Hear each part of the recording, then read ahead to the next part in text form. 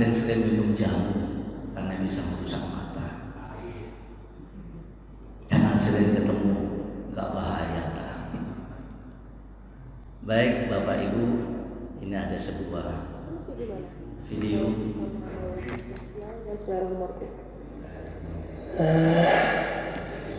Poligami dong.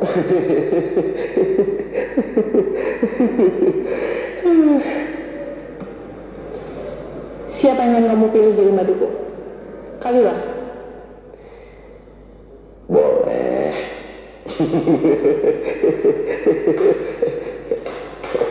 Ikut. Mau ngapain kamu? Ikut. Bercanda. Ikut.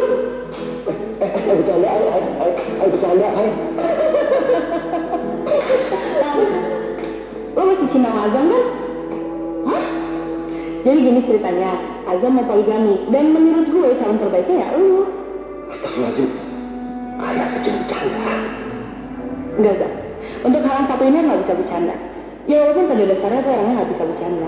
Ini kalau sekarang ada orang datang nawarin terompa Rasulullah, aku nggak bakal bilang dia gila, aku pasti beli.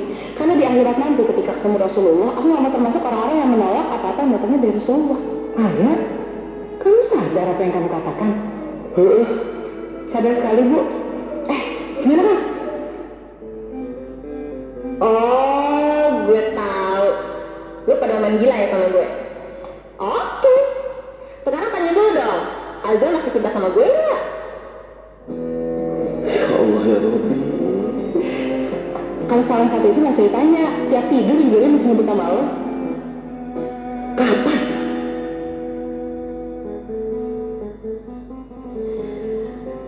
Oke. Gue mau. Mau apa lu?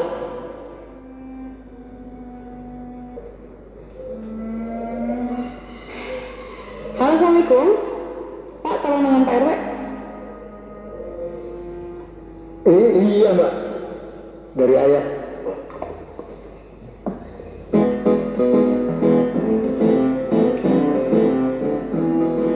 Horas. Maaf. Assalamualaikum Bu Ayah. Waalaikumsalam. Pak, nanti malam tolong datang ke rumah saya ya. Sekalian bawa Bang Jack, Ustadz Ferry, dan Pak Jalal. Oh siap. Untuk apa ya kalau saya boleh tahu? Ada yang mau nikah, saya minta tolong Pak RW untuk ngurus semuanya. Oh ya, nanti juga saya tolong di briefing apa-apa aja yang mesti saya siapin. Loh, siapa yang mau menikah Mbak? Mas Azam sama Kalila. Gila. Oh baik. Apa? Tolong siapin aja Pak RW jadi ketua panitianya. Oke? Wassalamualaikum. Nanti malam jangan yang pergi loh. Lo gimana? Lo kenapa sih? Hai. Jangan pernah macam-macam sama gue deh. Oke, ini kan sinetron ya. Ini sinetron. Kita belajar pada video yang sudah pernah kita miliki semua ini. Ini bukan sinetron, ini sebenarnya.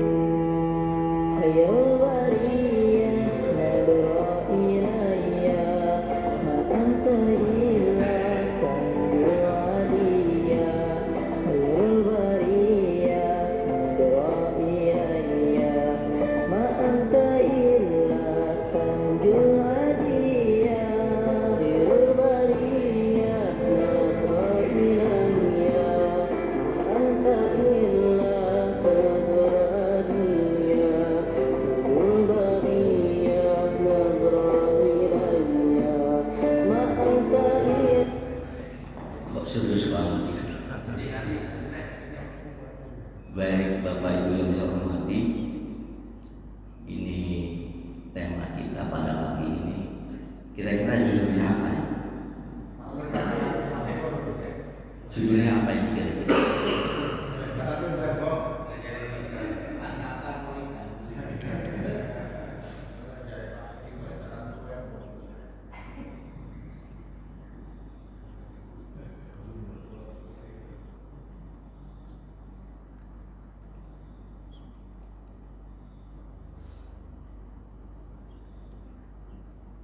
Ya, tema kita adalah bukan ini.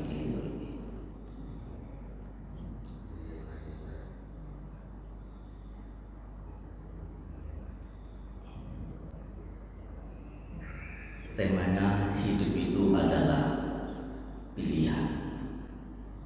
Jadi kalau tadi ada poligami itu pilihan. Ya, mau poligami silakan, mau monogami silakan. Kalau jamaah di sini yang berani poligami itu hanya guru besar, hanya profesor, dan punya peluang untuk itu. Pak Mas Tuhan, Pak Zaini, Pervalim.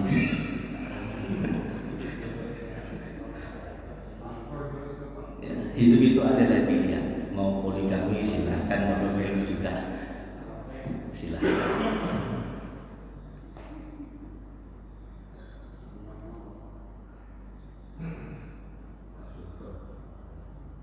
Kenapa kok ada pilihan? Nah, hidup jadi tidak bosan. Yang kedua ada alternatif, dan hidup menjadi lebih dinamis. Saya yakin panjenengan ketika berbuka itu menunya banyak, nih. Ada lumpur, kue lumpur, ada kue leker, ada longkosari, ada banyak. Minumannya juga macam-macam, tapi saya yakin tidak akan dihabisin semua. Kita hanya milih sesuai selera kita. Ya. Menu makanan banyak, ada pecel, ada rawon, ada soto, gulai. Nah, kalau pecel tok bosan kita pecel. Jadi hidup menjadi warna-warni dan banyak pilihan. Tapi juga terus mau cukup situ masa ganti. Nah, hidup menjadi dinamis karena banyak pilihan kita itu. Nah, dalam rangka agar pilihan kita tidak salah, kita punya seperangkat seperti pilihan. Pertama adalah akal. Allah ciptakan manusia dengan seperangkat akal yang luar biasa. Ya. Di Quran itu banyak afala ta'lamun, afala ta'qilun, afala tatadzakkarun, afala tubsirun. Kalau kata Cak Lontong apa itu? Mikirlah. Nah, jadi Allah beri kita akal untuk mempertimbangkan pilihan-pilihan kita yang rasional. Yang kedua, kita punya hati. Kalau akal saja itu menjadi liar, sering tidak terkendali, maka Allah beri kita hati. Ketika ada orang nasibnya tidak baik, miskin misalnya, minta bantuan kepada kita, otak kita mikirlah, aku membantu 1.000 atau 100.000 lah, duit gue kurang, padahal saya juga masih butuh. Itu kata lampu aku ngomong, tapi hati mengatakan lain. Ya dibantulah, dia akan miskin. Ada rasa empati, ada rasa simpati. Itu yang menimbulkan kita berkasih sayang. Itu bukan persoalan akal, tapi persoalan hati. Jadi ada pilihan-pilihan yang dibantu oleh akal, tapi juga ada pilihan yang dibantu oleh hati, karena rasa empati, ya, simpati, kasih sayang dan lain-lain. Tidak cukup dengan hati, Allah masih memberikan kita sumber kebenaran. Ada Al-Quran, ada hadis, ada norma, ada pengalaman. Kalau dulu kita ketika masih SMA misalnya, atau ketika kuliah, ya, nembak cewek, walu, pintar, suki, ternyata ditolak, ditepuk sebelah kanan. Oh wayu sulit pintar, maka ngomong ternyata ditolak. Saya yakin begitu akan milih yang kedua kalinya, itu akan mikir, aku bisa gagal, selalu tahu ditolak. Jadi kalau mau milih calon lagi, dia pasti akan berpikir berulang kali. Kira-kira yang agak selevel ya. Itu karena pengalaman saja. Jadi pilihan karena pengalaman. Jangan terlalu percaya diri ya, tapi juga jangan terlalu berkecil hati. Jadi ini saya kira akal, hati, dan sumber akal itu luar biasa. Bahkan kata orang-orang sekuler, tanpa agama pun orang sudah tahu kebaikan. Di mana-mana yang namanya mencuri itu pasti nggak baik, walaupun tidak ada Al-Quran. Anda pergi kemana pun di dunia, kalau mencaci maki orang pasti nggak baik, walaupun dia ada beragama. Ateis pun pasti. Artinya akal bisa menimbang kalau ini perbuatan baik dan tidak baik. Tetapi sekali lagi, untuk kesempurnaan kita, Allah tidak cukup hanya memberikan akal bagi manusia, tapi juga ada hati dan ada sumber-sumber kebenaran yang lain seperti Al-Quran, hadis Nabi, dan semacamnya. Karena tidak mesti ada norma kebiasaan yang mungkin di satu tempat itu berbeda dengan di tempat yang lain. Ini Pak Profesor Yai Zahidi, guru besar kita ini dan biasa di barat. Kalau musim panas itu katanya banyak musim buah di sini ya. Di kampus-kampus musim buah itu. Kalau di kita ya sangat saru. Adalah hal yang berpikir, tapi karena normanya berbeda, agamanya berbeda, maka kita menjadi berbeda. Ada berbagai macam-macam pilihan. Pertama yang sifatnya linear, yaitu pilihan dengan kualitas dan nilai yang setara atau seimbang. Misalnya ada golongan ASN, TNI, Polri itu seimbang. Anda tidak pilih mau jadi ASN-nya, mau jadi TNI atau jadi Polri, itu setara. Ya. Dengan kalau ada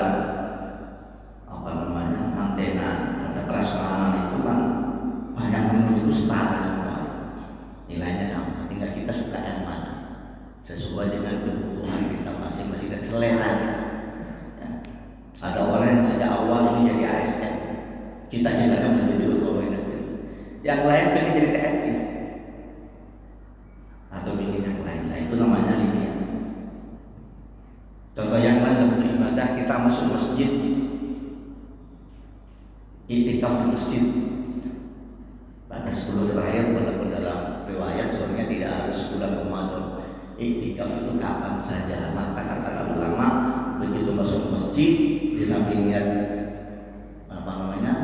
doa masuk masjid juga sekaligus iktikaf di masjid, ya, sehingga kita dapat pahala dua. Iktikaf itu yang penting tinggal menuju sunnah. Apa yang kita lakukan dia terserah. Ini namanya setara. Kita bisa sholat sunnah berbanyak, apalagi sunnah yang mutlak, nggak ada batasannya. Mau 100 rakaat, mau 1000 rakaat silakan saja. Kita bisa berzikir, kita bisa baca Quran, itu pilihan-pilihan yang setara, yang linear, ya, nilainya sama. Yang kedua, pilihan sifatnya rating atau ranking, pilihan dengan kualitas dan nilai yang berjenjang. Misalnya ada pilihan di sebuah surat kabar, dibuka lowongan karyawan atau staf, ada kepala bagian, ada manajer. Ini kan berjenjang. Kita bisa masuk di tiga-tiganya. Saya bisa jadi staf, saya bisa menjadi kepala bagian, atau menjadi manajer, mana yang kita pilih? Ya, sesuai pengalaman kita. Kalau nggak punya pengalaman mungkin staf aja dulu lah. Tapi kalau kita sudah pernah merasa punya pengalaman, kenapa tidak satu banyak kepala bagian? Atau sekalian seorang manajer, toh saya sudah punya pengalaman. Itu namanya ranting. Kalau dalam ibadah, ya, kita masuk masjid ada banyak pilihan. Baca Al-Fatihah juz atau 5 juz. Ya. Mau nyumbang infak masjid 20.000 atau 100.000. Ya. Ini pilihan-pilihan yang ada rankingnya, ada ratingnya. Yang berikutnya adalah dikotomis, yaitu pilihan dengan kualitas dan nilai yang bertentangan secara diametral. Ada baik, ada buruk, tinggal kita pilih. Ada rajin, ada malas, ada dermawan, ada bakhil, ada surga dan ada neraka. Ya, ini semuanya kembali kepada kita masing-masing. Pilihan-pilihan yang kita akan lakukan dan mungkin sudah dilakukan itu semuanya akan berdampak. Semuanya punya konsekuensi. Faman ya'mal mithqala dzarratin khairan yarah wa may ya'mal mithqala dzarratin syarran yarah. Ya, semuanya. Tidak hanya di akhirat, di dunia pun itu dampaknya kelihatan, apalagi di akhirat. Ya. Sekecil apapun yang kita lakukan itu akan berdampak, baik positif maupun negatif. Ya. Artinya pilihan itu ternyata tidak netral. Ada nilai yang kita pertimbangkan ketika kita melakukan suatu perbuatan, apapun perbuatan itu. Ya. Boleh rondo, ini konsekuensi ini perawan, nah ini konsekuensi, semuanya punya konsekuensi, ya. Punya konsekuensi.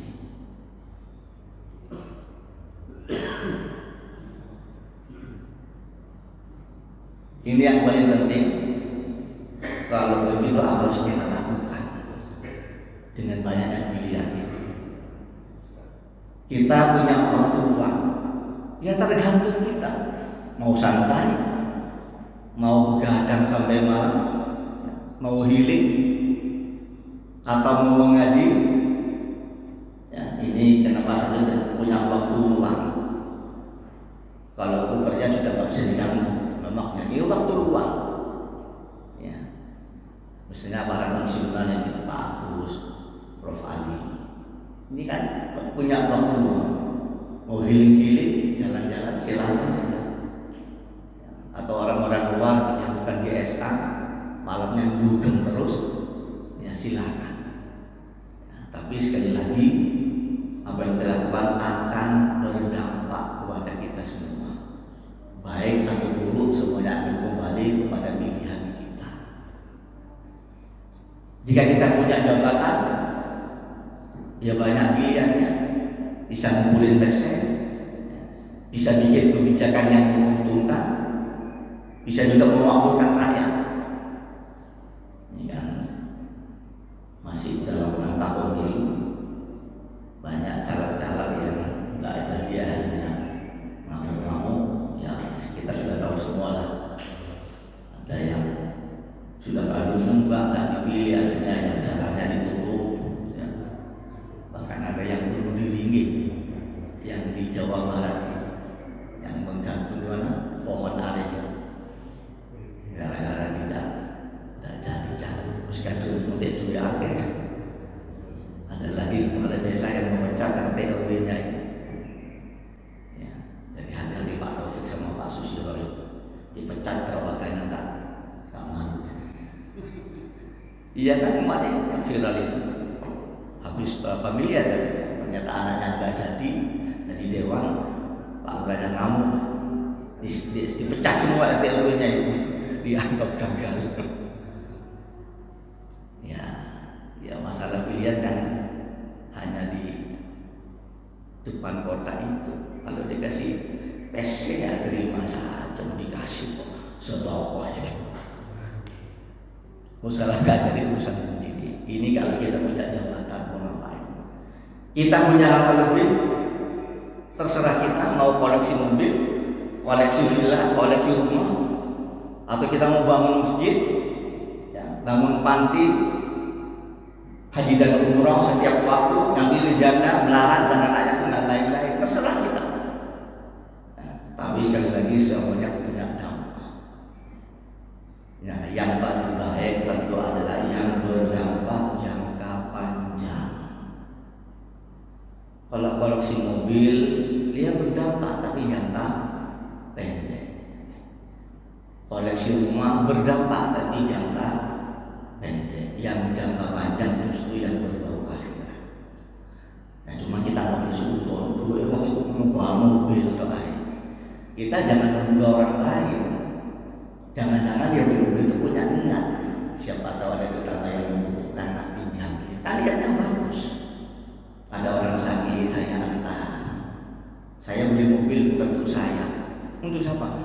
Nyenangkan orang tua. Saya nyenangkan orang tua. Saya nggak beli mobil buat apa? Cuma orang tua biasa senang beli mobil. Nah, jadi kita nggak boleh sudut apa yang lakukan. Untuk masing-masing. Tapi untuk diri kita, ayo kita pertimbangkan. Kalau berdampak jangka panjangnya lebih utama, itu lebih baik daripada yang berdampak jangka pendek. Jangan sampai kita kata psikoanalisa itu manusia itu ada dua model kenikmatan atau kebahagiaan. Walaupun dikatakan semua. Yang pertama katanya mereka yang bisa menjadi kolektor, bisa mengumpulkan banyak apa sih, harta dikumpulkan, jabatan dikumpulkan, ilmu dikumpulkan, semuanya dikumpulkan. Dia jadi kolektor. Nah, sehingga ada konglomerat saking kayanya itu rumahnya di mana-mana. DGSA dia punya, di mana lagi ya, pokoknya tiap perumahan yang bahkan villanya pun di mana-mana, di Bali ada, di Malang ada, di Batu ada, di Bandung. Cuman uniknya kan dia nggak pernah datang ke villanya itu. Datangnya hanya setahun sekali, itu pun kalau sempat. Tapi dia bangga, dia merasa bahagia karena dia bisa mengumpulkan, menjadi kolektor.